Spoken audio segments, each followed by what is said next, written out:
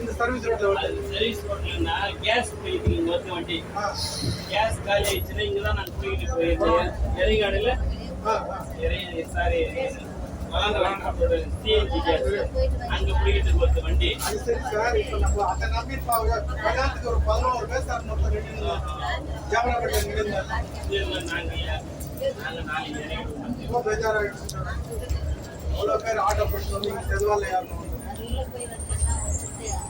கரெக்டாக 7:15 போச்சு. அதே வேலை வண்டி. அதே மாதிரி கேஸ் அடி அடிக்குது 2 முறை பிடிக்குது அந்த வண்டி. கேஸ் தட்டி தட்டி காலி ஆயிடுச்சு. கேஸ் பிடிக்கும் போது ஆள் ஏற்றுக்கலாம் இருக்கக்கூடாது. கேஸ் பிடிக்கும் போது ஆள் இல்லாத அதனால அப்படி விட வருவோம்.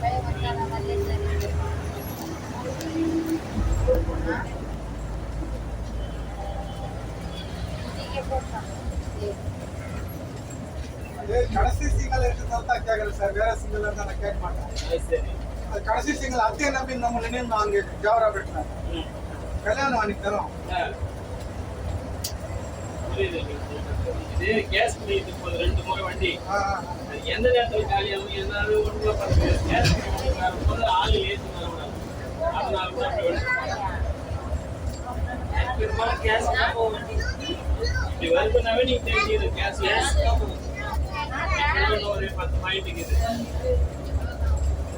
நாளைக்கு 2 முறை பிடிக்கும்.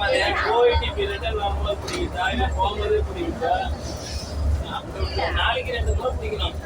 ஒன்று நம்ம குத்திட்டு போய் பார்த்தா ரிட்டர்ன் வரும்போது பிடிச்சி ஆகணும் கேஸ். அதே மாதிரி இப்போ நம்ம போகும்போது காலையில் 10 மணிக்கு போக வேண்டிய கேஸ். இதுக்கு வந்து கெப்பாசிட்டியே 80 கிலோ தான் கேஸ். இது பிடிக்க வேண்டியது 120 கிலோ போகணும். 120 கிலோ கேஸ் இருந்தால் இது போடும். இது கெப்பாசிட்டி கொஞ்சம் வச்சுக்கிட்டு 80 கிலோ தான். இன்னும் கொஞ்சம் ஒரு 40 கிலோ தான் பிடிக்க நினைக்கிறேன்.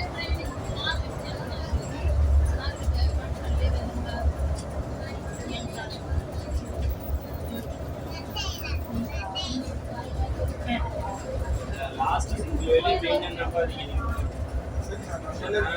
நான் எல்லாரும் சொல்லு. கேஸ் பிடிட்டு போயிடுச்சுன்னா வெளியே வராது. அந்த ஒரு சிங்கிள் தான்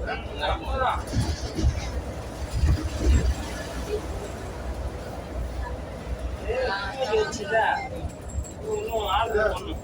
ரொம்ப புதன்கிழமை 3 பேர் வேலைக்கிழமை கல்யாணம் சார். அங்கே என்ன பண்ணோம் எல்லாம் மொத்தம் நின்றுக்கலாம். ஈஸியாக போயிடலாம்னு சொல்லிட்டு ஜாவராப்பேட்டை ஸ்கூலுக்கு அங்கே நின்றுட்டு இருந்தோம் சார் எல்லாமே. அப்புறம் பார்த்தா ஆட்டோ போயிட்டு வந்து நான் இந்த வாரத்துக்கு சர்வீஸ் ரோட்டில் வந்து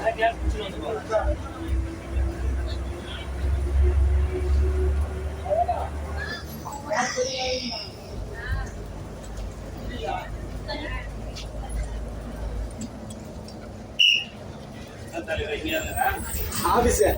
சரி